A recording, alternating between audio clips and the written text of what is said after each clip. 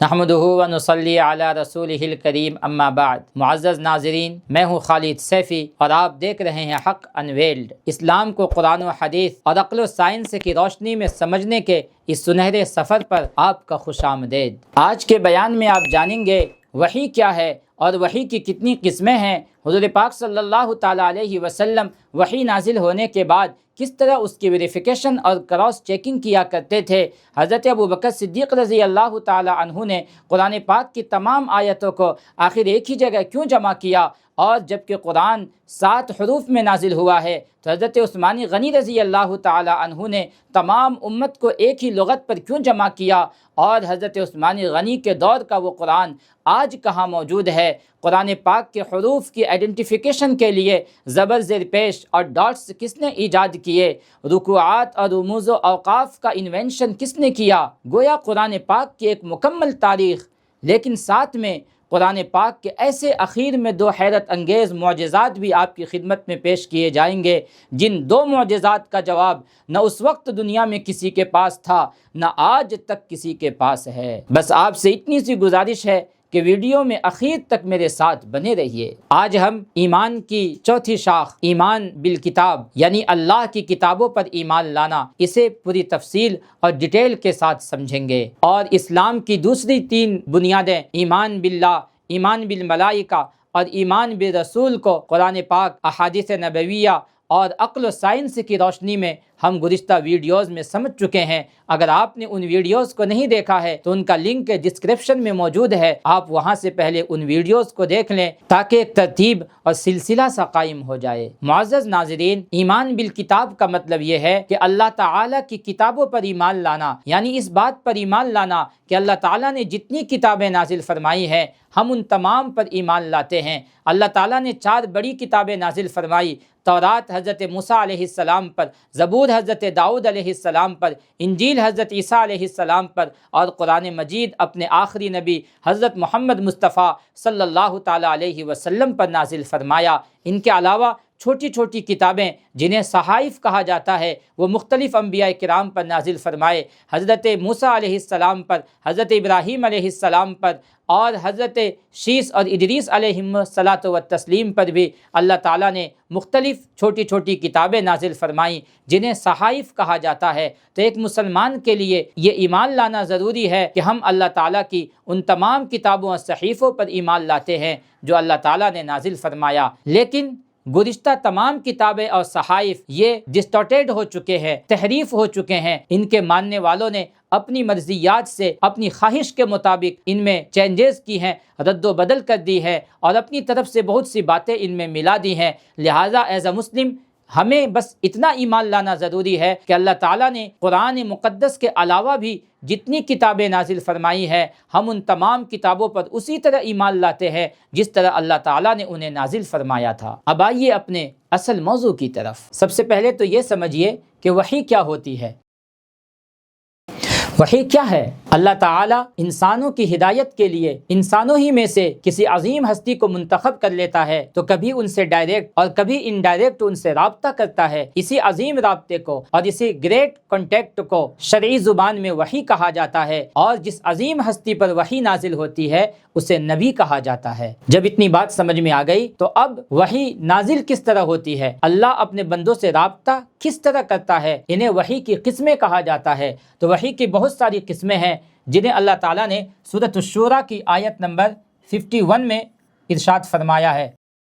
سورۃ الشورى آیت نمبر 51، وَمَا كَانَ لِبَشَرٍ أَن يُكَلِّمَهُ اللَّهُ إِلَّا وَحْيًا أَوْ مِن وَرَاءِ حِجَابٍ أَوْ يُرْسِلَ رَسُولًا فَيُوحِيَ بِإِذْنِهِ مَا يَشَاءُ۔ اس میں اللہ تعالیٰ نے وحی کی قسمیں بیان فرمائی ہیں۔ وحی کی بہت سی قسمیں ہیں، ان میں سے ایک قسم یہ ہے کہ کبھی اللہ تعالیٰ اپنے نبی کے دل میں کوئی بات القاء کر دیتا ہے، اور وہ بات نبی کے دل میں اس طرح جم جاتی ہے کہ نبی کو یقین ہو جاتا ہے کہ یہ بات اللہ رب العزت ہی کی طرف سے ہے۔ اور وحی کی ایک اور قسم یہ ہے کہ کبھی اللہ تعالیٰ اپنے نبی سے ڈائریکٹ ہم کلام ہوتا ہے۔ اللہ تعالیٰ کس طرح کلام فرماتا ہے یہ اللہ اور اس کا رسول ہی بہتر جانتا ہے، اور یہ وحی کی بہت ہی بلند قسم ہے، اور وحی کی جو سب سے زیادہ متعارف قسم ہے وہ یہ ہے کہ اللہ تعالیٰ کبھی فرشتے کے ذریعے سے اپنے نبی سے رابطہ کرتا ہے، اور وحی کی زیادہ تر متعارف صورت یہی ہوتی ہے، اور اس فرشتے کا نام ہے حضرت جبرائیل علیہ السلام۔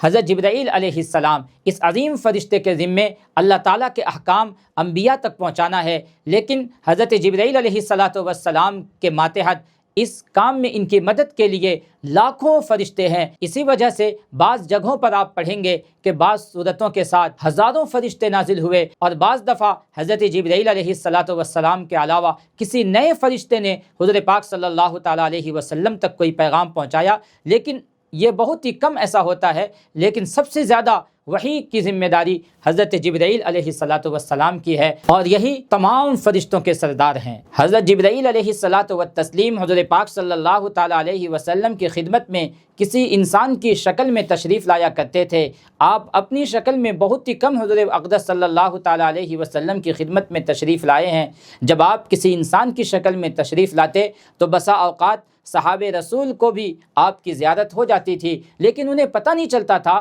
کہ یہ حضرت جبرائیل علیہ السلام ہیں، جیسا کہ صحیح بخاری کی حدیث احسان میں اس کا تذکرہ موجود ہے۔ لیکن حضرت جبرائیل علیہ السلام وحی لے کر زیادہ تر ایک صحابی حضرت دحیہ کلبی رضی اللہ تعالی عنہ کی شکل میں تشریف لاتے تھے۔ حضرت دحیہ کلبی رضی اللہ تعالیٰ عنہ یہ بہت ہی خوبصورت اور حسین و جمیل صحابی تھے۔ انہی کی شکل میں حضرت جبرائیل علیہ السلام زیادہ تر حضور کی خدمت میں تشریف لاتے تھے۔ حضور پاک علیہ السلام پر وحی کی ابتدا کیسے ہوئی؟ صحیح بخاری حدیث نمبر 3۔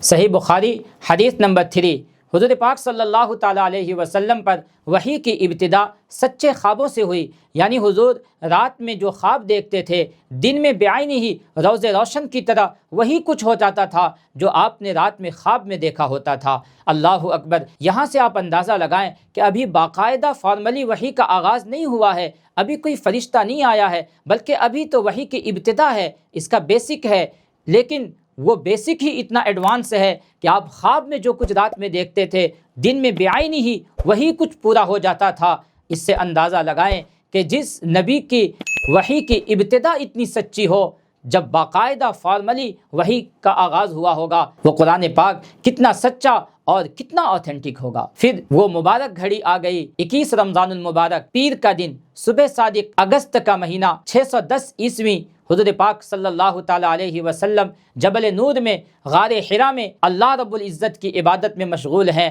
کہ حضرت جبرائیل علیہ السلام حضور کی خدمت میں حاضر ہوتے ہیں۔ حضرت جبرائیل حضور پاک صلی اللہ تعالیٰ علیہ وسلم سے فرماتے ہیں، اقرا، پڑھیے۔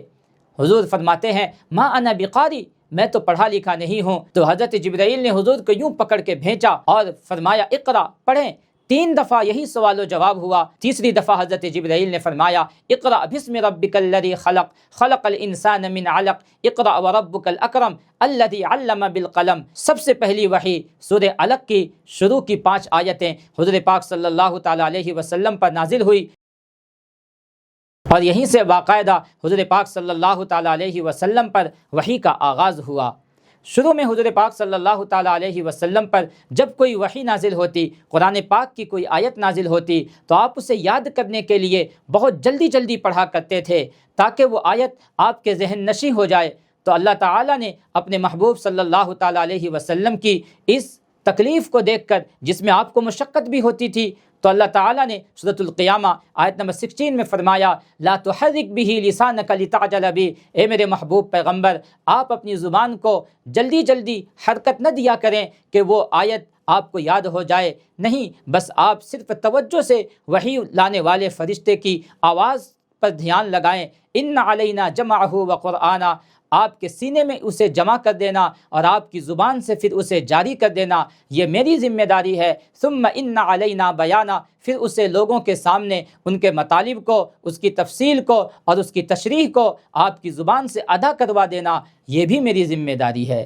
اس کے بعد سے حضور پاک صلی اللہ تعالیٰ علیہ وسلم انتہائی توجہ کے ساتھ حضرت جبرائیل علیہ السلام جو آیت آپ کو سناتے، بس آپ اسے سن لیتے اور جیسے ہی وحی بند ہوتی آپ کو وہ آیت ازبر یاد ہو چکی ہوتی۔ یہاں ایک بات ذہن میں رکھیں کہ قرآن پاک ابھی جس شکل میں ہے، یعنی پہلے سورہ فاتحہ، سورۃ البقرہ، پھر سورہ آل عمران، پھر آخر میں سورۃ الناس، یہ جو ترتیب سے آج ہم قرآن پاک کو دیکھ رہے ہیں، اس ترتیب سے قرآن نازل نہیں ہوا، بلکہ قرآن پاک ہدایت کی کتاب ہے، رہنمائی اور گائیڈنس کی کتاب ہے۔ تو جب بھی لوگوں کو ہدایت کی ضرورت پیش آئی، کسی واقعے کی رہنمائی کی ضرورت پیش آئی، تو قرآن پاک کی کوئی آیت، کوئی سورت اس کی رہنمائی کے لیے نازل ہو جاتی تھی۔ اس طرح قرآن پاک 1-2 سال نہیں بلکہ 23 سال میں نازل ہوا۔ تو قرآن پاک یک بارگی یکمشت نازل نہیں ہوا، بلکہ ضرورت اور حالات اور واقعات کے اعتبار سے 23 سال میں قرآن پاک مکمل نازل ہوا ہے۔ لہٰذا یہ ہو سکتا ہے کہ جن آیتوں کو آپ قرآن پاک کے ابتدا میں دیکھتے ہوں وہ سب سے اخیر میں نازل ہوئی ہوں، اور اخیر کے پاروں کی آیتیں وہ سب سے شروع میں نازل ہوئی ہوں۔ لیکن جب بھی حضور پاک صلی اللہ تعالیٰ علیہ وسلم پر کوئی آیت نازل ہوتی تو آپ سب سے پہلے اس آیت کو لکھوا لیتے، اور جن سے لکھواتے تھے انہیں کاتب وحی کہا جاتا ہے۔ مؤرخین نے 44 کاتب وحی شمار کیے ہیں۔ ان میں سب سے زیادہ قرآن پاک کے لکھنے کی سعادت حضرت زید بن ثابت رضی اللہ تعالی عنہ کو حاصل ہوئی، کیونکہ حضرت زید بن ثابت رضی اللہ تعالیٰ عنہ کا گھر مسجد نبوی سے بالکل قریب تھا، اور یہ ہر وقت اس سعادت کو حاصل کرنے کے لیے اپنے پاس قلم دوات سنبھال کے رکھتے تھے۔ کاغذ تو اس دور میں ایجاد نہیں ہوا تھا، تو یہ اپنے پاس کھجور کے پتے اور چمڑے اور اسی طرح سے ہڈیاں یا پتھر کی سل ہر وقت موجود رکھتے۔ جب بھی کوئی آیت نازل ہوتی حضور پاک صلی اللہ تعالیٰ علیہ وسلم انہیں بلاتے، یہ تشریف لے جاتے۔ حضور پاک صلی اللہ تعالیٰ علیہ وسلم فرماتے کہ اس آیت کو فلاں سورت کی فلاں آیت کے بعد اور فلاں آیت سے پہلے لکھ لو۔ چونکہ قرآن پاک تو مختلف جگہوں سے نازل ہوتا رہا، تو آپ پوری ترتیب بتاتے تھے۔ حضرت زید رضی اللہ تعالیٰ عنہ اسے قلم بند کر لیتے، لکھ لیتے، پھر حضور پاک صلی اللہ علیہ وسلم ویریفیکیشن کے لیے پوچھتے کہ کیا لکھا ہے، وہ انہیں پڑھ کے سناتے، آگے پیچھے سے پوری ترتیب ملاتے، اگر اس میں کوئی غلطی ہوتی تو آپ اصلاح فرما دیتے۔ جب مکمل اطمینان حاصل ہو جاتا پھر حضور پاک صلی اللہ علیہ وسلم اسے ویریفائڈ فرماتے، اور اس کے بعد کسی نماز کے بعد تمام صحابہ کو اکٹھا فرما کر آپ فرماتے کہ آج یہ آیت نازل ہوئی ہے۔ صحابہ انہیں اسی وقت زبانی یاد کر لیتے تھے، اور بعض صحابہ انہیں حضور کی موجودگی میں لکھ بھی لیتے تھے۔ اس طرح قرآن پاک نازل تو الگ الگ جگہوں سے ہوا، لیکن ساتھ ساتھ میں اللہ رب العزت کی ہدایت و رہنمائی کے مطابق اس کی موجودہ ترتیب بھی بنتی گئی اور اس کا ویریفیکیشن بھی ہوتا گیا۔ پھر اسی طرح سال میں ایک دفعہ اس کا ریویو سیشن ہوتا تھا۔ رمضان المبارک میں حضور پاک صلی اللہ تعالیٰ علیہ وسلم حضرت جبرائیل علیہ السلام کو پورا قرآن پاک جو اس وقت تک نازل ہو چکا ہوتا تھا سناتے، پھر حضرت جبرائیل علیہ السلام حضور پاک صلی اللہ تعالیٰ علیہ وسلم کو سناتے تھے۔ صحیح بخاری حدیث نمبر 4998۔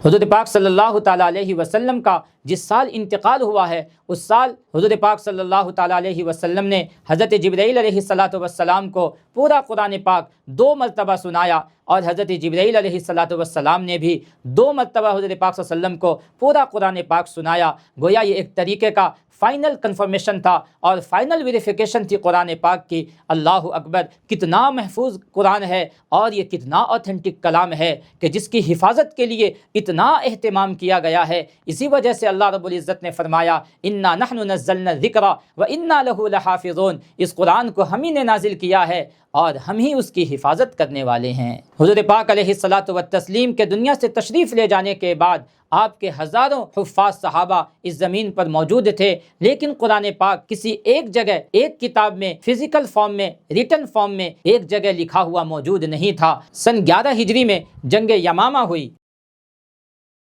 یہ جنگ صحابہ کرام اور مسیلمہ کذاب کے ماننے والوں کے درمیان ہوئی۔ اللہ تعالیٰ نے اس جنگ میں صحابہ کرام کو فتح عطا فرمائی، لیکن صحابہ کرام کی ایک بڑی تعداد 1200 صحابہ حضور پاک صلی اللہ تعالیٰ علیہ وسلم کی نبوت اور ناموس کی حفاظت کرتے ہوئے شہید ہو گئے۔ لیکن سب سے زیادہ المناک اور سب سے زیادہ غمناک بات یہ تھی کہ ان 1200 شہداء صحابہ میں 700 صحابہ ایسے تھے جو قرآن پاک کے حافظ تھے۔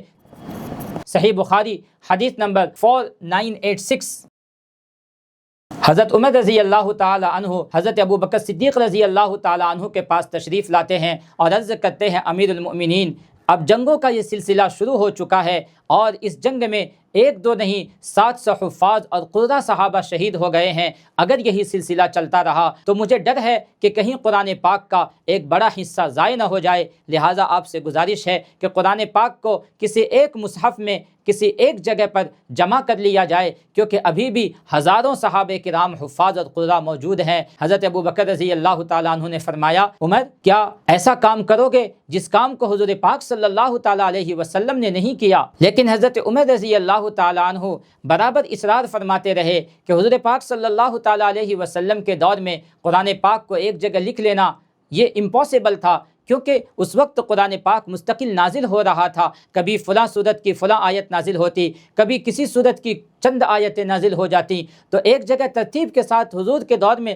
لکھنا مشکل تھا، لیکن اب حالات کا تقاضا ہے کہ اسے لکھا جائے۔ بالآخر حضرت ابو بکر رضی اللہ تعالی عنہ کو بھی شرع صدر ہو گیا، انہیں بھی کنوکشن حاصل ہو گیا، تو انہوں نے حضرت زید بن ثابت رضی اللہ تعالیٰ عنہ کو، جو حضور پاک صلی اللہ تعالیٰ علیہ وسلم کے دور میں وحی لکھنے کا کام کرتے تھے، انہیں بلایا اور ان دونوں حضرات نے ان کے سامنے یہ ذمہ داری رکھی۔ تو حضرت زید بن ثابت نے بھی وہی جواب دیا کہ آپ حضرات وہ کام کیوں کر رہے ہیں جو حضور پاک صلی اللہ تعالیٰ علیہ وسلم نے نہیں کیا۔ اللہ اکبر! حضرات صحابہ کرام کو دیکھیں، ہر نئے کام کو دین میں شروع کرنے سے پہلے وہ کتنا کانپ جاتے تھے، حالانکہ اس کی ضرورت ہوتی تھی پھر بھی کانپ جاتے تھے، یہ سوچ کر کے کہ کہیں یہ بدعت نہ ہو۔ اور آج ہم ہر قسم کی کھلی بدعت کو ضرورت بتا کر دین میں ایڈ کرتے چلے جا رہے ہیں، لیکن حضرت ابو بکر عمر نے حضرت زید بن ثابت کو ضرورت کا احساس دلایا، اور اس دور میں لوگوں کو لکھنے سے زیادہ اپنی میموری پاور پر اور اپنی قوت یادداشت پر بھروسہ تھا، لکھنا وہ عیب سمجھتے تھے۔ یہی وجہ ہے کہ قرآن پاک میں لکھنے کا باضابطہ حکم دیا گیا۔ ایمان والو، جب تم آپس میں لین دین کا معاملہ کرو تو اسے لکھ لیا کرو۔ اہل عرب کا حافظہ بہت ہی زیادہ تھا، ان کی میموری پاور بلا کی تھی، انہیں اپنے والدین کے پشتوں تک کے نام زبانی یاد رہتے تھے، حتیٰ کہ ان کے گھروں میں پالے ہوئے اونٹ اور گھوڑوں کے نام بھی، ان کے نسب بھی انہیں کئی سلسلے تک زبانی یاد رہا کرتے تھے۔ چونکہ اہل عرب لکھنے کو عیب سمجھتے تھے، لکھنے سے زیادہ انہیں اپنی قوت یادداشت اور میموری پاور پر بھروسہ تھا، انہیں اپنے آبا و اجداد کے کئی نسلوں کے اور کئی پشتوں کے نام زبانی یاد رہا کرتے تھے، حتیٰ کہ ان کے گھر میں پلنے والے اونٹ اور گھوڑوں کے سلسلے نسب بھی انہیں کئی پشتوں تک زبانی یاد رہتے تھے، ہزاروں اشعار انہیں مستحضر رہا کرتے تھے۔ حضرت زید بن ثابت رضی اللہ تعالی عنہ کو حضرت ابو بکر و عمر اس کام کی اہمیت کا احساس دلاتے رہے۔ بالآخر حضرت زید بن ثابت رضی اللہ تعالیٰ عنہ بھی فرماتے ہیں کہ اللہ تعالیٰ نے مجھے بھی اس کام کی ضرورت کے لیے میرے دل کو بھی کھول دیا اور مجھے بھی شرح صدر فرما دیا۔ اس کے بعد طریقہ یہ منتخب کیا گیا کہ حضرت زید بن ثابت رضی اللہ تعالیٰ عنہ کے سپورٹ کے لیے، ان کی مدد کے لیے حضرت عمر رضی اللہ تعالیٰ عنہ کو متعین کیا گیا۔ اس کی پوری ایک کمیٹی بنائی اور اس کے بعد مدینے میں یہ اعلان ہوا کہ جس شخص کے پاس بھی حضور پاک صلی اللہ تعالیٰ علیہ وسلم کے دور مبارک کی لکھی ہوئی کوئی آیت یا کوئی صورت ہو، وہ 2 گواہوں کے ساتھ لے کر کے آئے۔ اللہ اکبر! یہ قرآن کتنا محفوظ اور کتنا اوتھینٹک ہے کہ اس وقت ہزاروں حفاظ صحابہ کرام موجود تھے۔ اگر حضرت ابو بکر چاہتے تو خود اکیلے پورا قرآن لکھوا دیتے، حضرت عثمان و علی پورا قرآن لکھوا دیتے، چونکہ قیامت تک آنے والے کسی انسان کو اس کے ایک حرف پر بھی شک و شبہ کی گنجائش باقی نہ رہے، یہ اعلان کیا گیا۔ اس اعلان کے بعد مدینے کے اطراف سے صحابہ کرام، کوئی ایک آیت لے کر آ رہا ہے، کوئی کسی چمڑے کے ٹکڑے پر پوری سورت لے کر کے آ رہا ہے،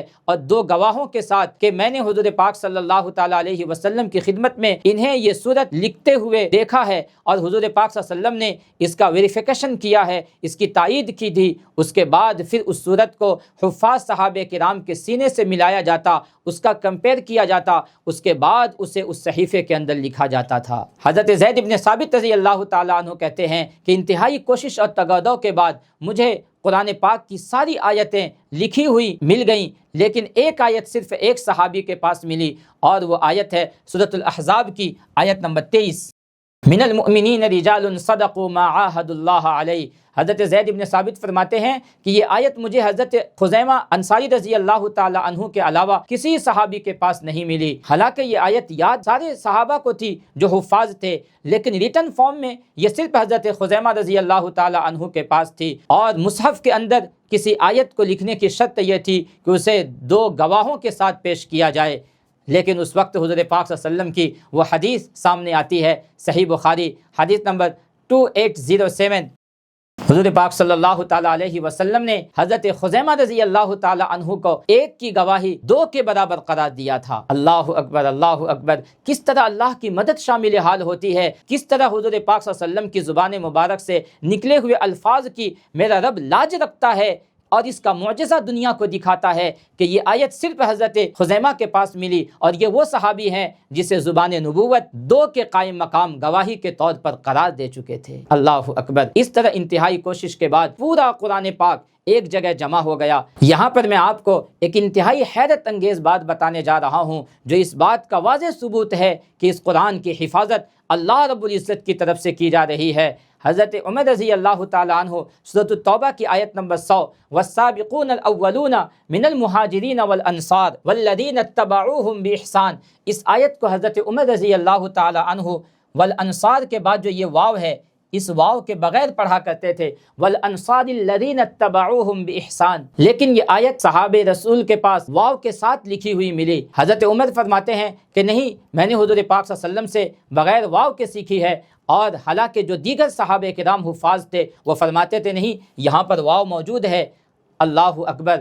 حضرت عمر رضی اللہ تعالیٰ عنہ جن کے بارے میں حضور نے فرمایا اگر میرے بعد کوئی نبی ہوتا تو عمر ہوتا، صحابہ کرام نے حضرت عمر کی رائے کو مسترد کر دیا، دیگر صحابہ کرام کی رائے کے ساتھ اس آیت کو واو کے ساتھ لکھا گیا۔ حالانکہ واو کے لکھنے نہ لکھنے سے معنی پر کوئی فرق نہیں پڑتا، لیکن یہ اس بات کا اشارہ تھا کہ قرآن پاک کا ایک ایک حرف اللہ رب العزت کی طرف سے محفوظ تھا، اور اس کے ایک ایک حرف پر خدائی پہرا تھا کہ اس کا ایک حرف بھی ضائع نہ ہو پائے۔ اس طرح پوری کوشش اور تگ و دو کے بعد ایک نسخہ قرآن پاک کا مکمل ہو گیا، جس کو ام المصاحف کا نام دیا گیا، اور وہ نسخہ حضرت ابو بکر صدیق رضی اللہ تعالیٰ عنہ کے پاس رہا۔ ان کے انتقال کے بعد وہ نسخہ حضرت عمر رضی اللہ تعالیٰ عنہ کے پاس آیا، اور جب حضرت عمر رضی اللہ تعالیٰ عنہ کی شہادت ہوئی تو آپ نے وہ نسخہ اپنی بیٹی حضرت حفصہ رضی اللہ تعالیٰ عنہا کے گھر بھیج دیا۔ حضور اقدس صلی اللہ تعالیٰ علیہ وسلم کے دنیا سے تشریف لے جانے کے صرف 2 سال کے اندر پورا قرآن پاک حضرت ابو بکر صدیق کی خلافت میں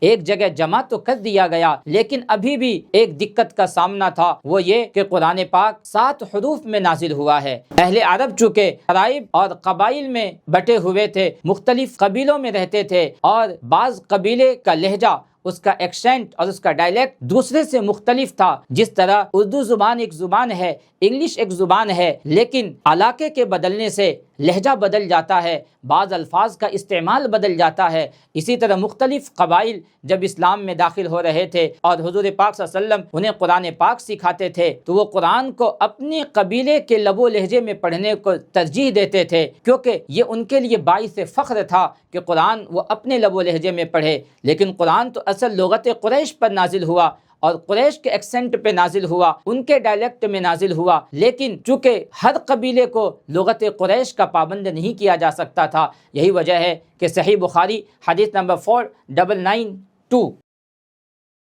حضور پاک صلی اللہ تعالیٰ علیہ وسلم نے فرمایا کہ قرآن 7 حروف میں نازل ہوا ہے، تمہیں جس میں آسانی ہو اس طرز میں اور اس ایکسنٹ میں پڑھ سکتے ہو۔ لیکن جب صحابہ کرام کے دور میں اسلام ایکسپینڈ ہونا شروع ہوا، عجمی لوگ اسلام میں داخل ہونے لگے، تو انہوں نے جس صحابی سے قرآن پاک سنا ہوتا وہ صحابی اس قبیلے کے انداز میں پڑھتے تھے، تو وہ لوگ اپنے قرآن کو اچھا کہنے لگے اور دوسرے کے قرآن پاک کے انداز کو غلط بتانے لگے۔ تو حضرت حذیفہ الیمان رضی اللہ تعالیٰ عنہ حضرت عثمان غنی رضی اللہ تعالیٰ عنہ کے دور خلافت میں ان کی خدمت میں آئے۔ صحیح بخاری حدیث نمبر 4987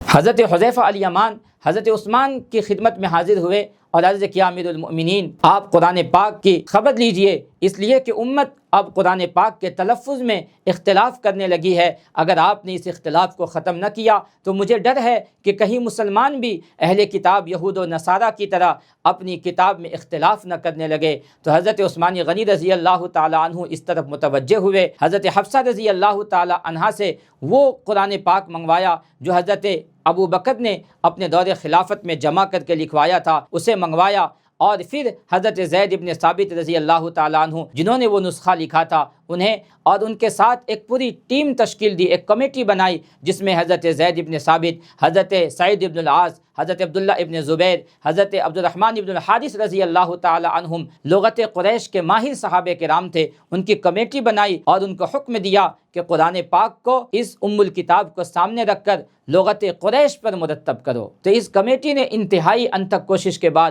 پورے قرآن کو لغت قریش پر مرتب کیا، کیونکہ قرآن پاک یہ قریش ہی کی لغت پر اور اسی ایکسینٹ اور اسی ڈائلیکٹ میں نازل ہوا تھا، لہٰذا جب یہ نسخہ مرتب ہو گیا تو حضرت عثمان غنی نے اس کے 7 نسخے بنوائے، اور ہر نسخے کو اس وقت دنیا اسلام کے بڑے بڑے شہروں میں سمرقند، بخارا، اس کے علاوہ حجاز، مصر اور لبنان، شام، ان علاقوں میں آپ نے بھیجا اور فرمایا کہ اب قرآن پاک پوری دنیا کے اندر انہی نسخوں کے مطابق پڑھا جائے گا، باقی دیگر طریقوں سے جو قرآن پاک لکھا ہوا ہے ان سب کو تلف کر دیا جائے۔ اللہ اکبر۔ حضرت عثمان غنی رضی اللہ تعالی عنہ کے دور کے وہ نسخے 2 جگہ پر آج بھی موجود ہیں، ایک سمرقند کی اسلامک سویلائزیشن سینٹر میں موجود ہے،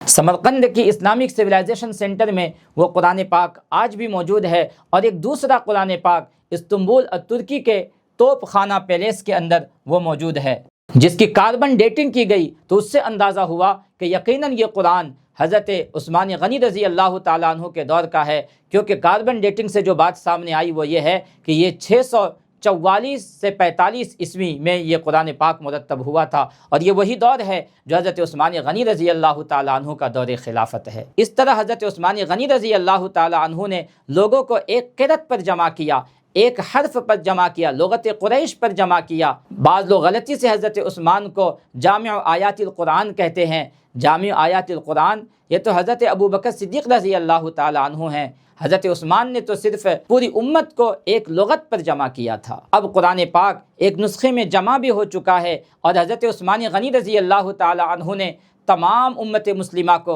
لغت قریش پر جمع بھی کر دیا ہے، لیکن وہ جو نسخے تھے ابھی بھی ایک کمی تھی، وہ یہ کہ اہل عرب حروف میں نقطے نہیں لگاتے تھے، جیسے با، تا، سا، ان کے یہاں حروف میں نقطے نہیں ہوتے تھے، با، تا، سا وہ خود سمجھ جاتے تھے کہ یہ جیم ہے یا ہا ہے یا خا ہے۔ ایک قسم کے جو حروف ہوتے تھے وہ کانٹیکسٹ سے آگے پیچھے سے وہ سمجھ جاتے تھے سیاق و سباق سے کہ یہاں با پڑھیں گے یا یہاں سا پڑھیں گے، لیکن جب نان عرب اسلام میں داخل ہوئے ان کے لیے بڑی دقتیں پیش آئی۔ اسی طریقے سے اس وقت زبر زیر پیش بھی نہیں تھا، اور وہ اہل عرب تھے وہ بغیر زبر زیر پیش کے قرآن پاک پڑھ لیتے تھے، جس طرح ہم لوگ اردو بغیر زبر زیر پیش کے پڑھ لیتے ہیں کہ یہ آلو ہوگا کہ الو، یہ 8 اکتوبر ہے یا 18 کبوتر ہے۔ اگر آگے پیچھے سے ہم ملائیں گے تو سیاق و سباق سے سمجھ میں آ جائے گا۔ اسی طرح اہل عرب قرآن پاک کو بغیر زبر زیر پیش کے، بغیر نقطے کے پڑھ لیا کرتے تھے، لیکن جب نان عرب اسلام میں داخل ہوئے تو انہیں قرآن پاک کے پڑھنے میں بڑی دقت پیش آئی۔ اب قرآن پاک پر زبر زیر پیش کس نے لگایا، نقطے کس نے لگائے؟ یہاں پر کئی روایت ہے، ایک میں حضرت علی رضی اللہ تعالی عنہ کا بھی نام ہے ابتدائی طور پر، اور میں اس سے ترجیح دوں گا کہ سب سے پہلے حضرت علی رضی اللہ تعالی عنہ نے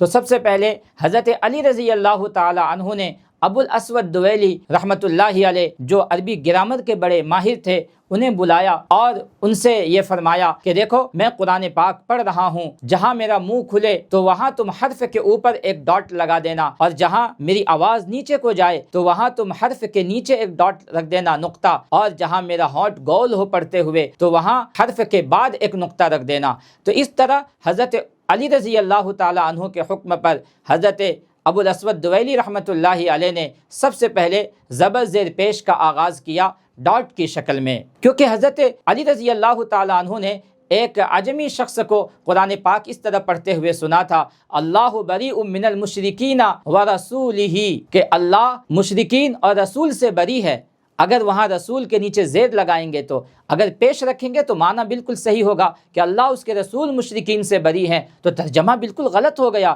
اس وجہ سے حضرت علی رضی اللہ تعالی عنہ نے زبر زیر پیش کی شکل میں نقطے کا ایجاد کیا۔ اس کے بعد حجاج ابن یوسف کا نام آتا ہے کہ حجاج ابن یوسف وہ شخص تھا، بڑا ظالم و جابر اور بڑا فاسق و فاجر انسان تھا۔ بعض لوگوں نے تو انہیں بھی بہت بڑا متقی اور پرہیزگار اور بزرگ ثابت کرنے کے لیے ان کے نام کے ساتھ بھی رحمت اللہ علیہ لگانا شروع کر دیا۔ جو حجاج کے ساتھ رحمت اللہ علیہ لگائے وہ تو پھر یزید کے ساتھ رضی اللہ تعالی عنہ کیوں نہ لگائے۔ خیر، یہ اگرچہ بڑا ظالم و جابر اور بڑا ہی ظالم انسان تھا، ہزاروں صحابہ کا قاتل ہے، لیکن ایک کام یہ بڑا اچھا کر گیا ہے اور شاید اللہ تعالیٰ اس کی وجہ سے اس کی مغفرت فرما دے۔ وہ تو رحیم و کریم ذات ہے۔ اس نے جب اس ضرورت کو محسوس کیا کہ قرآن پاک اب نان عرب میں بھی پھیلتا جا رہا ہے اور عجمیوں کو قرآن پاک پڑھنے میں بڑی دقت پیش آ رہی ہے، تو اس شخص سے اللہ تعالیٰ نے یہ کام لیا کہ اس نے حضرت ابو الاسود دویلی اور یحییٰ ابن معمر، نصر ابن عاصم، ان کو یہ حکم دیا کہ آپ لوگ اپنی پوری توجہ اور لگن کے ساتھ قرآن پاک کو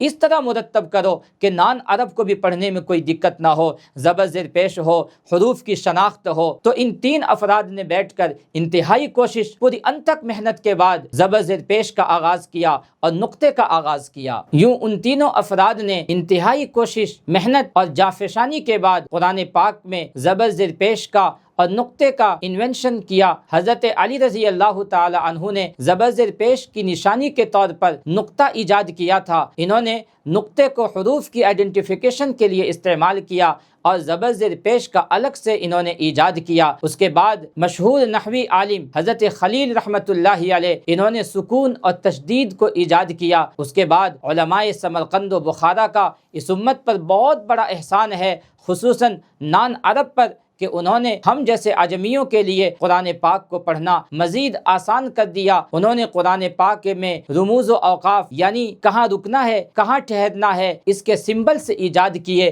کہیں پر آپ قرآن پاک میں دیکھتے ہوں گے کہیں جیم لکھا ہوتا ہے، کہیں طا لکھا ہوتا ہے، کہیں قاف فا لکھا ہوتا ہے۔ یہ علامتیں اور یہ سمبلز اس بات کی نشانی ہے کہ یہاں رکنا ہے، یہاں ملا کر کے پڑھنا ہے۔ یہ ساری محنتیں اور یہ سارے احسانات علماء سمرقند و بخارا کے ہیں۔ پھر انہوں نے ہی قرآن پاک کو 30 پاروں میں تقسیم کیا۔ حضور پاک صلی اللہ تعالیٰ علیہ وسلم کے دور میں قرآن پاک 30 پاروں میں تقسیم نہیں تھا، لیکن حضور پاک صلی اللہ علیہ وسلم کی ایک حدیث ہے، صحیح بخاری حدیث نمبر 5054۔ حضور پاک صلی اللہ تعالیٰ علیہ وسلم نے حضرت عبداللہ ابن عامر رضی اللہ تعالیٰ عنہ سے فرمایا کہ قرآن پاک 1 مہینے میں مکمل کیا کرو۔ تو انہوں نے عرض کیا، یا رسول اللہ میرے اندر اس سے زیادہ طاقت ہے۔ تو حضور نے فرمایا کہ ٹھیک ہے، تو پھر 7 دنوں میں مکمل کیا کرو۔ تو علماء سمرقند و بخارا نے اس حدیث کو بیس بنایا اور اس کی بنیاد پر قرآن پاک کو 30 برابر حصوں میں تقسیم کیا، تاکہ کوئی شخص اگر ایک پارہ روزانہ پڑھتا رہے تو 1 مہینے میں اس کا قرآن پاک مکمل ہو جائے گا، اور اگر کوئی شخص 7 دنوں میں مکمل کرنا چاہے تو انہوں نے قرآن پاک کو 7 منزلوں میں تقسیم کیا، تاکہ 7 دنوں میں پڑھنے والے قرآن پاک کو مکمل کر لیں۔ پھر قرآن پاک کے مضامین کہاں مکمل ہوتے ہیں، یہ ترجمہ نہ جاننے والوں کے لیے بڑا مشکل مسئلہ تھا۔ تو اس کو حل کرنے کے لیے قرآن مقدس کی سورتوں کے درمیان جہاں جہاں مضامین مکمل ہوتے تھے اس کی نشانی کے طور پر رکوع ایجاد کیا۔ اس طرح قرآن پاک میں 540 رکوع ایجاد ہوئے، اور اس طرح دیکھتے ہی دیکھتے حضور اقدس صلی اللہ تعالیٰ علیہ وسلم کے دنیا سے تشریف لے جانے کے صرف 50 سال کے اندر ہی اندر وہ قرآن پاک جو امت کے سینوں میں محفوظ تھا، فزیکل فارم میں بھی، ریٹن فارم میں بھی، بڑی خوبصورتی کے ساتھ ہر طرح کی ضروریات سے مزین ہو کر امت کے سامنے آ گیا۔ محترم ناظرین، یہ تو قرآن پاک کی تاریخ اور اس کی جمع و ترتیب کے اعتبار سے آپ کی خدمت میں چند گزارشات پیش کی گئیں، لیکن اس بات کا کیا ثبوت ہے کہ یہ قرآن اللہ رب العزت کا کلام ہے؟ اس کا سب سے بڑا ثبوت تو وہی ہے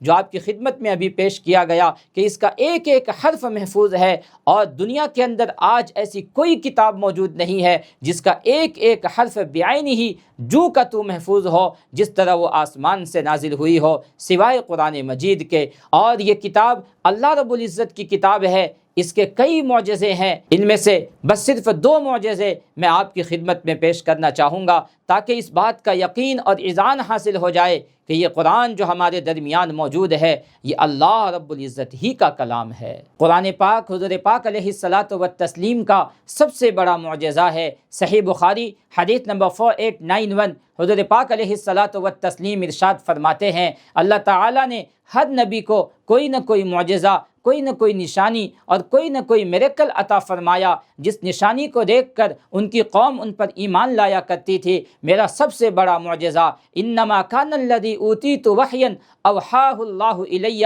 میرا سب سے بڑا معجزہ وہ وحی ہے جو قرآن پاک کی شکل میں اللہ تعالیٰ نے میری طرف نازل کیا ہے۔ قرآن پاک حضور پاک صلی اللہ تعالیٰ علیہ وسلم کا یہ سب سے بڑا معجزہ ہے۔ ہر نبی دنیا سے رخصت ہوئے، ان کا معجزہ ان کے ساتھ ختم ہو گیا، لیکن حضور پاک علیہ الصلاۃ والتسلیم کا یہ معجزہ قرآن پاک ایسا معجزہ ہے کہ حضور کے دنیا سے ظاہری پردہ فرمانے کے باوجود بھی آپ کا یہ معجزہ آج بھی باقی ہے اور قیامت تک باقی رہے گا۔ قرآن پاک کا سب سے بڑا معجزہ قرآن پاک کی فصاحت و بلاغت ہے، قرآن پاک کا ایلیکوینس اینڈ ریٹورک ہے، یعنی قرآن پاک کے الفاظ اتنے برمحل ہیں اور اتنے گہرے ہیں اور اتنے معنی لیے ہوئے ہیں اور اتنے اثر انداز ہیں کہ قرآن پاک کی فصاحت و بلاغت ہی قرآن پاک کا سب سے بڑا معجزہ قرار پائی ہے۔ اور فصاحت و بلاغت کا تعلق یہ ذوق اور وجدان سے ہے، یہ انر پرفیکشن سے ہے، یہ ایک انٹیوشن اور ایک سینس سے ہے، ذوق سے ہے۔ اسے الفاظ میں پوری طرح بیان نہیں کیا جا سکتا، جس طرح پھول کی خوشبو کو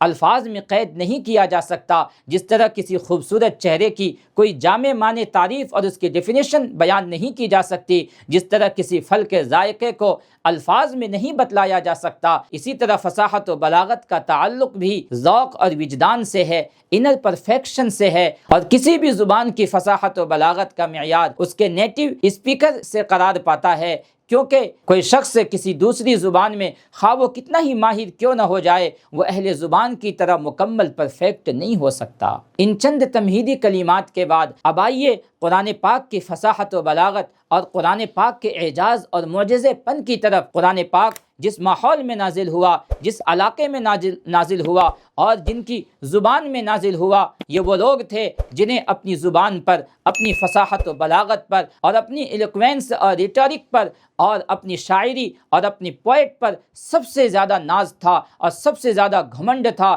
ان کی محفلیں شعر و شاعری سے آباد رہتی تھی اور ان کا فخر ان کی زبان تھی۔ ان کی محفلیں شعر و شاعری سے گرم رہا کرتی تھیں، ایک ایک چیز کے ان کی زبان میں کئی نام تھے، بسا اوقات ایک ہی چیز کے سینکڑوں نام ہوا کرتے تھے۔ ہر محل ہر موقع کے اعتبار سے الگ الگ نام سے اس چیز کو پکارا جاتا تھا۔ ان کی زبان دنیا کی سب سے وسیع ترین زبان تھی اور اپنی زبان کے یہ اتنے ماہر تھے کہ ان کے چھوٹے چھوٹے بچے بھی فی البدیہہ آن دی اسپاٹ انسٹنکٹیولی اشعار پڑھا کرتے تھے، فطری طور پر انہیں بولنے کا سلیقہ آتا تھا۔ اسی وجہ سے جو لوگ عربی نہیں بول پاتے تھے وہ غیر عرب کو، نان عرب کو عجم کہا کرتے تھے۔ they cannot speak، یعنی یہ لوگ بول ہی نہیں سکتے ہیں، انہیں عجم اور گونگا کہا کرتے تھے۔ ہر سال عکاظ کے علاقے میں میلہ لگتا تھا، اس میلے کے اندر بڑے بڑے کرتب جہاں دکھائے جاتے، وہیں جو ان کا سب سے بڑا شعار تھا وہ تھا شعر و شاعری کا کمپٹیشن۔ بڑی بڑی محفلیں سجتیں،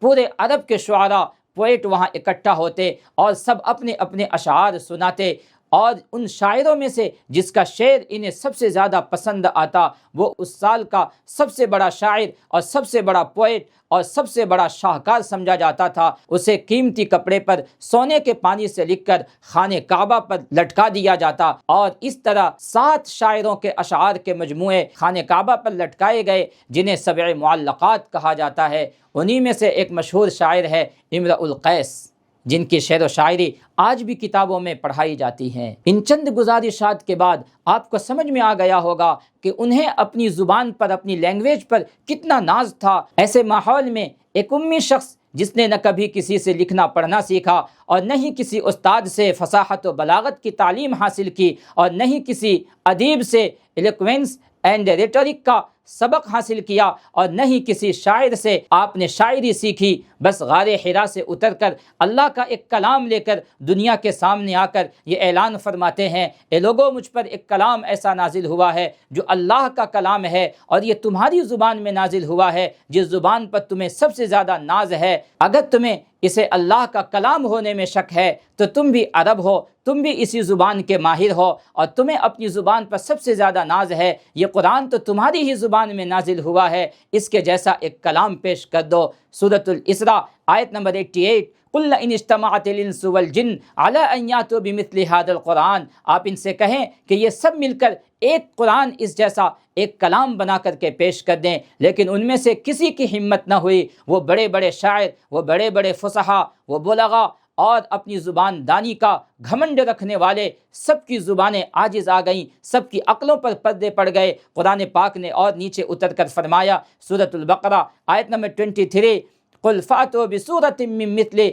اے میرے نبی ان سے فرما دیجئے اگر یہ میرے پورے قرآن کے جیسا ایک کلام نہیں لا سکتے تو کم از کم اس جیسی ایک صورت ہی پیش کر کے میرے قرآن کو جھٹلا دیں اور آپ کے میرے نبی ہونے کو جھٹلا دیں۔ انہوں نے حضور کو شاعر تو کہا، دیوانہ تو کہا، مجنوں تو کہا، پاگل تو کہا، لیکن وہ قرآن پاک کے جیسی ایک چھوٹی سی صورت لکھ کر کے بھی حضور پاک صلی اللہ تعالیٰ علیہ وسلم کے اس معجزے کا جواب نہ دے سکے۔ اتر کر حرا سے سوئے قوم آیا اور ایک نسخہ کیمیا ساتھ لایا، وہ بجلی کا کڑکا تھا یا صوت ہادی، عرب کی زمیں جس نے ساری ہلا دی۔ حضور پاک صلی اللہ تعالیٰ علیہ وسلم کے لائے ہوئے اس معجزے کا عرب کے فصحا اور بلغا جواب تک نہ دے سکے، اور پھر دیکھتے دیکھتے وہ 7 معلقات جسے خانہ کعبہ کی دیوار پر آویزاں کیا گیا تھا ایک ایک کر کے دھڑا دھڑ نیچے اتارے جانے لگی۔ اب قرآن پاک کی ہی فصاحت و بلاغت کا ہر طرف چرچا تھا، وہ باوجود ایمان نہ لانے کے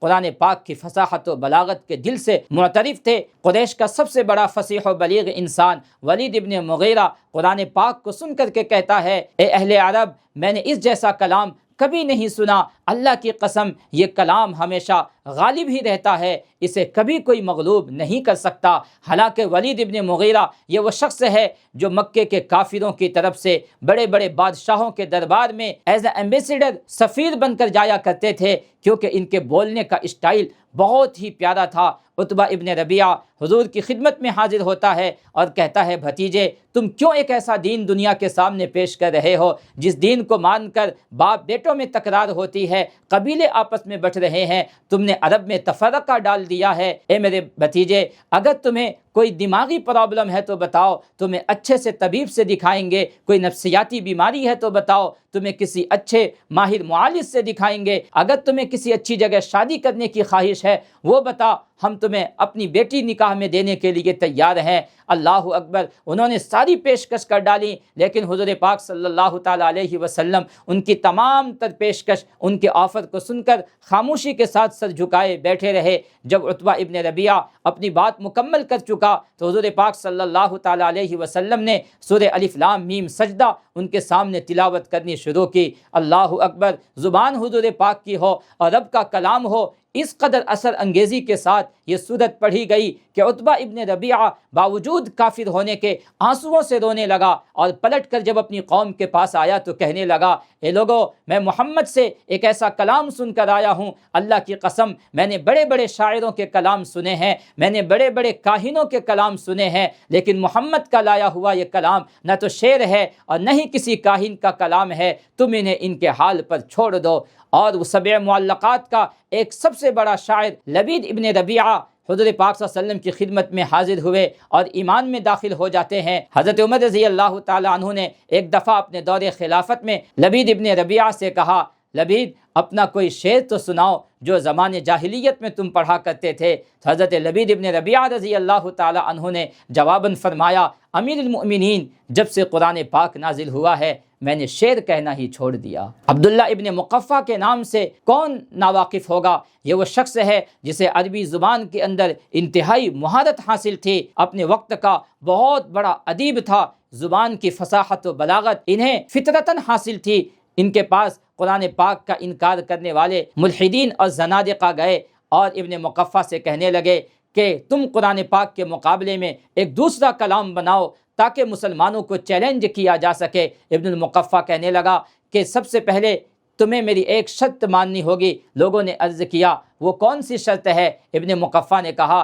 1 سال کے لیے میری تمام تر ضروریات کی کفالت کی ذمہ داری لے لو تاکہ میں بالکل بے فکر ہو کر، یکسو ہو کر، مکمل توجہ کے ساتھ قرآن پاک کی ٹکر کی کوئی کتاب لکھ سکوں۔ لوگوں نے قبول کر لیا۔ ابن مقفع ایک کمرے میں بند ہو گیا، بہت ساری کتابیں سامنے رکھیں اور کاغذات رکھیں اور لکھنا شروع کیا۔ 6 مہینے گزرنے کے بعد لوگ یہ سوچ کر کہ دیکھیں ابن مقفع کا کام کہاں تک مکمل ہوا ہے، ان کے پاس آئے، دروازہ کھٹکھٹایا۔ جب دروازہ کھولا گیا تو ابن مقفع ایک عجب پریشانی کے حالت میں بیٹھا ہوا تھا۔ سینکڑوں کتابیں ان کے سامنے کھلی ہوئی تھیں اور ہزاروں صفحات ان کے سامنے بکھرے پڑے تھے جنہیں انہوں نے لکھ لکھ کر پھاڑ پھاڑ کے خود ہی پھینکا تھا۔ 6 مہینے گزرنے کے بعد جب لوگوں نے ان سے پوچھا ابن مقفع کام کہاں تک پورا ہوا ہے، ابن مقفع قلم زمین پر رکھ کر کہتا ہے اللہ کی قسم میں نے پوری طاقت استعمال کر ڈالی۔ جب بھی میں قرآن کی آیت کے مقابلے میں اپنی کوئی آیت بناتا تھا اس میں مجھے خود اتنی کمیاں نظر آتی کہ میں انہیں پھاڑ کر پھینکتا رہا، یہاں تک کہ میں اب عاجز آ چکا ہوں۔ اس قرآن کے مقابلے میں کوئی دوسرا کلام پیش کرنا تو بہت دور کی بات ہے، میں اس کی کسی ایک آیت کے مقابلے میں ایک جملہ بھی تحریر نہیں کر سکتا۔ اور قرآن پاک کا یہ چیلنج صرف اہل عرب کو نہیں تھا، اس دور کے لیے صرف نہیں تھا، بلکہ آج بھی اوپنلی پوری دنیا کے تمام انسانوں کو، خواہ وہ مسلمان ہو یا غیر مسلم، ہر ایک کو یہ چیلنج ہے کہ آؤ اگر تمہیں اس قرآن کے اللہ کا کلام ہونے میں شک ہے تو تمام دنیا اکٹھی ہو جاؤ، اللہ کے سوا پوری کائنات کو بلا لو اور سب مل کر اس کلام کے جیسا کوئی دوسرا کلام لکھنے کی کوشش کرو۔ اللہ کی قسم سورج کی روشنی ختم ہو جائے گی، چاند کی رعنائی ختم ہو جائے گی، سمندر کا پانی خشک ہو جائے گا، درخت سوکھ جائیں گے، زمین پر قیامت تو برپا ہو جائے گی، لیکن اس کلام پاک کی کسی ایک آیت کے مقابلے میں کوئی دوسری آیت تیار کرنے کی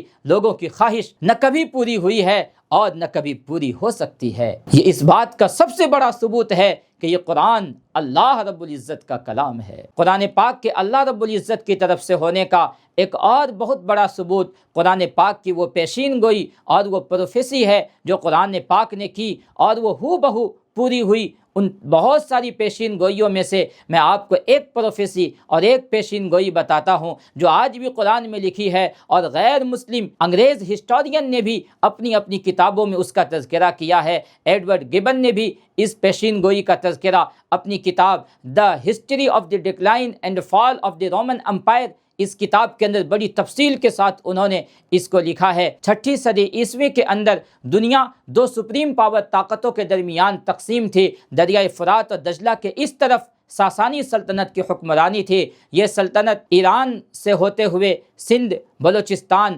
قفقاز اور اس کے علاوہ دور تک علاقے پر پھیلی ہوئی تھی۔ اس کی کیپٹل سٹی مدائن تھی، اور دریائے فرات کی دوسری طرف ملک شام، انطاکیہ، مصر، ایشیائے کوچک، قسطنطنیہ، یورپ کے کچھ علاقے اور شمالی افریقہ پر رومی سلطنت، بازنٹائن سلطنت کی حکمرانی تھی۔ گویا جس طرح آج دنیا 2 سپر پاور طاقتوں امریکہ اور روس کے درمیان تقسیم ہے، اسی طرح اس دور کے اندر ساسانی اور بازنٹائن سلطنت کے اندر پوری دنیا تقسیم تھی۔ ساسانی سلطنت کا اس وقت جو بادشاہ تھا اس کا نام تھا خسرو پرویز، اور یہ شخص آتش پرست تھا، تو یہ سلطنت پوری آتش پرستوں کی تھی، آگ کے پجاروں کی تھی۔ اور رومن اور بازنٹائن سلطنت اس کا حکمراں ہرقل تھا جو کہ ایک عیسائی تھا، وحی اور رسالت کا ماننے والا تھا۔ اگرچہ انہوں نے وحی اور رسالت کے مفہوم کو بدل دیا تھا، لیکن وہ لوگ آسمانی وحی اور رسالت کا کسی نہ کسی حد تک اقرار ضرور کیا کرتے تھے۔ 603 عیسوی میں خسرو پرویز اپنے لاؤ لشکر کے ساتھ بازنٹائن سلطنت پر حملہ آور ہوتا ہے، ایک ایک کر کے سارے علاقے ہرقل سے چھین لیتا ہے۔ عراق چھن گیا، مصر ہاتھ سے چلا گیا، ملک شام، انطاکیہ، حتیٰ کہ فلسطین جہاں مسجد اقصیٰ ہے جو اس وقت عیسائیوں کا سب سے بڑا مقدس شہر تھا، وہ بھی خسرو پرویز نے عیسائی سلطنت سے، بازنٹائن سلطنت سے چھین لیا۔ حتیٰ کہ وہ صلیب جس کے بارے میں مشہور تھا کہ اس پر حضرت عیسیٰ کو سولی دی گئی ہے، وہ مقدس صلیب بھی اٹھا کر خسرو پرویز اپنے علاقے مدائن لے کر کے چلا گیا۔ اس وقت بازنٹائن سلطنت بالکل زوال میں تھی، ختم ہونے کے قریب تھی، اس میں کوئی جان نہیں بچی تھی۔ بازنٹائن سلطنت کا پورا رقبہ قسطنطنیہ میں سمٹ گیا تھا، اور قسطنطنیہ کی چھوٹی سی حکومت ہی بازنٹائن سلطنت کے پاس رہ گئی تھی۔ اس کے علاوہ یہ پورا علاقہ خسرو پرویز فتح کر چکا تھا۔ عیسائیوں، رومیوں کے پاس اب کچھ نہیں بچا تھا۔ اس وقت خسرو پرویز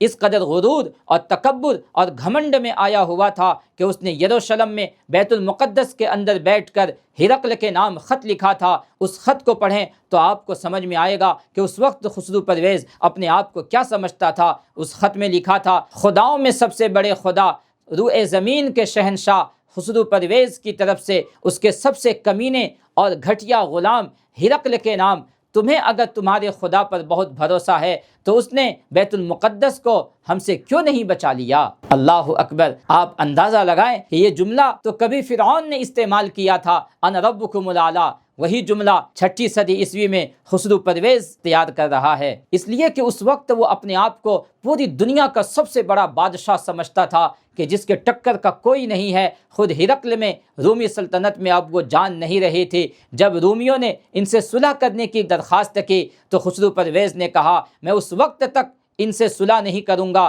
جب تک کہ ہرقل زنجیروں میں جکڑا ہوا میرے سامنے کھڑا نہ ہو، اور اس وقت تک انہیں معاف نہیں کروں گا جب تک کہ وہ میرے خدا کے سامنے، جسے وہ پوچھتا تھا یعنی آگ کے سامنے، سر نہ جھکائے۔ ایک طرف تو دنیا میں یہ سرگرمیاں چل رہی تھی، دوسری طرف مکے کے اندر ایک عجب ماحول تھا۔ حضور پاک صلی اللہ تعالیٰ علیہ وسلم نبوت کا اعلان فرما چکے تھے۔ مکے کے کافر نفسیاتی طور پر خسرو پرویز کے طرفدار، ان کے سپورٹر تھے، کیونکہ یہ بھی پتھروں کو پوجتے تھے اور وہ بھی آگ کا پجاری تھا، اور مسلمان نفسیاتی طور پر عیسائیوں کے طرفدار تھے، کیونکہ مسلمان بھی نبوت و رسالت کا اقرار کرتے تھے، اور عیسائی بھی کسی نہ کسی حد تک نبوت و رسالت کا اقرار کرتے تھے۔ تو مکے کے کافروں نے مسلمانوں کو اس دور میں تانا دینا شروع کر دیا کہ دیکھو کس طرح ہمارے جیسا مذہب رکھنے والوں نے تمہارے جیسا مذہب رکھنے والوں کو کچل کے رکھ دیا ہے، اسی طرح ایک دن مسلمانوں ہم بھی تمہیں کچل کے رکھ دیں گے۔ اس وقت مسلمان مکے میں انتہائی کم تعداد میں تھے، بڑی قلیل سی جماعت تھی، طرح طرح کی تکلیفیں دیے جاتے تھے، آگ پہ گھسیٹا جاتا تھا اور گالیاں سننی پڑتی تھی، دھکے دیے جاتے تھے۔ خود حضور پاک صلی اللہ تعالیٰ علیہ وسلم کو شیعہ ابی طالب کے اندر قیدی بنا کر رکھا ہوا تھا۔ ایسے ماحول میں جبکہ ساری دنیا یہ یقین کر چکی تھی کہ رومن سلطنت ہمیشہ کے لیے ختم ہو جائے گی، اس نبی امی کی زبان سے چند کلمات جاری ہوتے ہیں۔ قرآن مقدس سورۃ الروم کی ابتدائی آیتیں اترتی ہیں، الف لام میم غلبت الروم فی ادنی الارض وهم من بعد غلبهم سیغلبون فی بضع سنین للہ الامر من قبل ومن بعد ویومئذ یفرح المؤمنون بنصر اللہ ینصر من یشاء وهو العزیز الرحیم۔ اللہ اکبر، اللہ اکبر۔ ایسے ماحول میں جبکہ ساری دنیا کے تجزیہ نگار یہ طے کر چکے تھے کہ اب رومی سلطنت ہمیشہ کے لیے ختم ہو جائے گی، قرآن پاک یہ اعلان کرتا ہے، اے مکے والو، ابھی رومی اپنی قریب کی زمین میں ہار گئے ہیں، لیکن چند ہی سالوں میں فی بضع سنین 3 سے 10 سال کے اندر رومی سلطنت پھر سے کھڑی ہو جائے گی اور دوبارہ یہ اپنے علاقے واپس لے لیں گے۔ اللہ اکبر۔ اس دور میں کوئی یقین نہیں کر سکتا تھا کہ ایسی پیشین گوئی اور ایسی پروفیسی بھی کی جا سکتی ہے۔ خود انگریزی ہسٹورین ایڈورڈ گبن حیران ہو کر کے کہتا ہے کہ کوئی بھی پیشین گوئی وقت سے پہلے اس قدر سٹیک طور پہ کوئی نہیں کر سکتا جو قرآن پاک کے اندر کی گئی ہے۔ ادھر قرآن نے یہ پیشین گوئی کی ہے، ادھر ہرقل جو قسطنطنیہ چھوڑ کر اپنے علاقے واپس جانے کی تیاری میں تھا، اچانک اس شخص کے اندر تبدیلیاں آنی شروع ہوئی۔ ایڈورڈ گبن لکھتا ہے کہ یہ بادشاہ جو اپنی زندگی کے شروع کے ایام میں، اخیر کے ایام میں، دونوں ابتدا اور انتہا ان کے انتہائی عیاش اور سست اور کاہل بادشاہ گزرا ہے، لیکن ان چند سالوں میں جب قرآن نے پیشین گوئی کی، ان کے اندر تبدیلی شروع ہوئی۔ انہوں نے اپنی ساری عیاشیاں اور ساری مستیاں اور ساری تن آسانیاں ترک کر دی اور میدان جنگ میں تیاری میں لگ گیا۔ 616 میں خسرو پرویز ہرقل کے سارے علاقے چھین چکا تھا۔ اس کے بعد 6 سال تک ہرقل نے تیاری کی اور 622 میں اپنی پوری فوج کے ساتھ خسرو پرویز کے ملک پر حملہ آور ہوا، اور دیکھتے ہی دیکھتے 4 سے 5 سال کے اندر ہرقل نے اپنے تمام کھوئے ہوئے علاقے خسرو پرویز سے چھین لیے۔ اب دنیا کے حالات صرف 6 سے 7 سال میں اس قدر بدل چکے تھے کہ جہاں 7 سال پہلے خسرو پرویز یروشلم میں بیٹھ کر ہرقل کو دھمکی دے رہا تھا، اسی یروشلم میں ہرقل بیٹھ کر خسرو پرویز کی کیپٹل سٹی مدائن پر حملہ کرنے کی تیاری کر رہا تھا۔ اللہ اکبر! قرآن پاک کی یہ پیشین گوئی حرف بحرف پوری ہوئی۔ میرے عزیزو، یہ کوئی کہانی نہیں ہے، یہ کوئی تاریخ اور ہسٹری کی صرف بات نہیں ہے، بلکہ یہ ایک فیکٹ ہے، یہ ایک تاریخی حقیقت ہے جس کا کبھی انکار کیا ہی نہیں جا سکتا۔ غیر مسلم ہسٹورین نے بھی اسے اپنی کتابوں میں جگہ دی ہے۔ اللہ اکبر! یہ اس بات کا ثبوت ہے کہ یہ قرآن اس عظیم ہستی کی طرف سے نازل ہوا ہے جس کے قبضے میں تمام کائنات کے دل ہیں، جس کے قبضے میں تمام کائنات کے وسائل اور ریسورس ہیں، جس کا حکم آسمان پر بھی چلتا ہے، زمین پر بھی چلتا ہے، فضاؤں اور خلاؤں میں بھی چلتا ہے۔ وہی بادشاہتیں بناتا ہے اور وہی عزتیں دیتا ہے، وہی تخت و تاج عطا فرماتا ہے اور وہی تخت و تاج چھین لیتا ہے۔ قرآن پاک کے اللہ رب العزت کی طرف سے ہونے کے یہ 2 معجزے میں نے آپ کو بتائے ہیں۔ یوں تو بہت سارے معجزے ہیں، اب اجازت دیں بہت جلد قرآن پاک کے رازوں میں سے چند مزید رازوں کے ساتھ آپ کی خدمت میں حاضر ہوں گا۔ السلام علیکم ورحمۃ اللہ وبرکاتہ۔